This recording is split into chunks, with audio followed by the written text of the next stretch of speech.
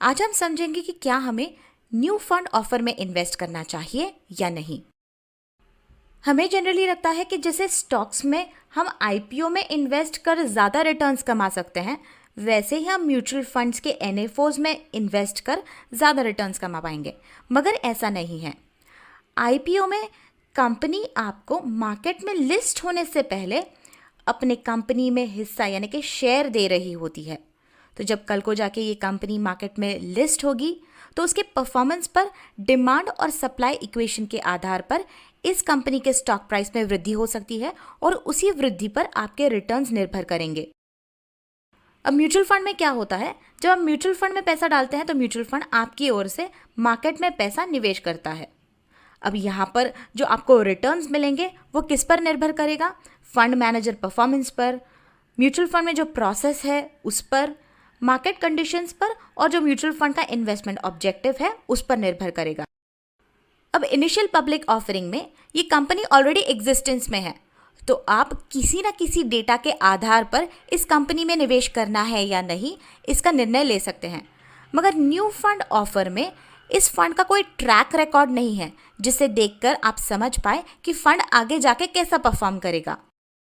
नए फंड में कोई लेड आउट प्रोसेस नहीं होता क्योंकि ये नया है। यदि आप पुराने फंड्स को देखेंगे तो एक अच्छा प्रोसेस उन फंड्स में होने के कारण भले ही फंड मैनेजर बदले मगर प्रोसेस की वजह से फंड परफॉर्मेंस पर कोई भी प्रभाव नहीं पड़ता और फंड मैनेजर ट्रांजिशन काफ़ी स्मूथ होता हुआ दिखाई देता है।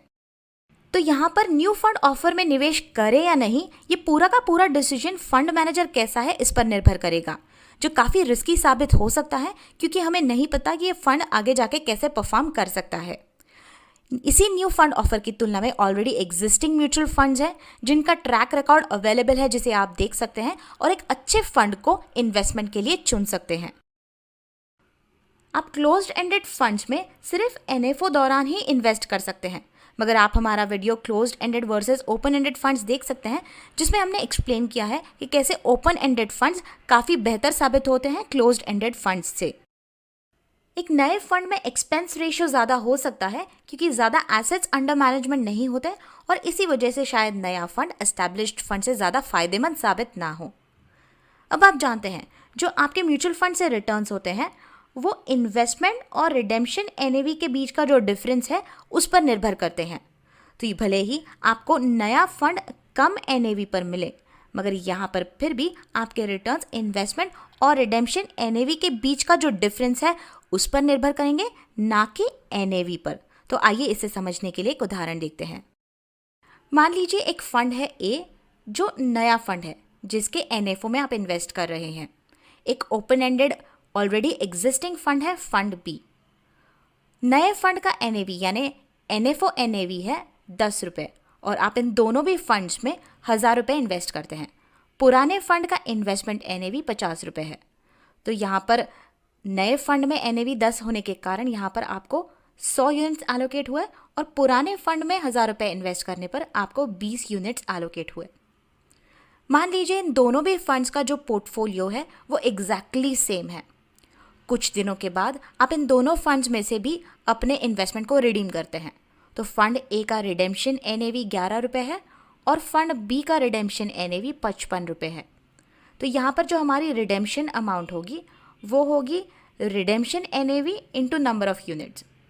तो यहाँ पर दोनों भी केस में हमारा रिडेम्पशन अमाउंट 1100 रुपये है। तो रिटर्न्स हम कैसे कैलकुलेट करते हैं? इन्वेस्टमेंट और रिडेम्पशन एनएवी के बीच का difference divided by investment NAV. तो इन दोनों केसेस में भी हमारे रिटर्न्स 10% के बनते हैं। तो देखा आपने कि कैसे आपके जो रिटर्न्स हैं वो इन्वेस्टमेंट और रिडेम्पशन एनएवी के बीच का जो डिफरेंस है उस पर निर्भर करते हैं, ना कि आपकी एनएवी क्या है इस पर। तो जहाँ पर आपके पास बहुत सारे open ended existing mutual funds हैं जिनका ट्रैक रिकॉर्ड देखकर आप इन्वेस्टमेंट के लिए फंड चुन सकते हैं, तो वहीं एक नए फंड में इन्वेस्ट करना सिर्फ इसीलिए क्योंकि इस फंड की एनएवी कम है, ये डिसीजन काफ़ी रिस्की हो सकता है क्योंकि इस फंड का परफॉर्मेंस आप नहीं प्रेडिक्ट कर पाएंगे।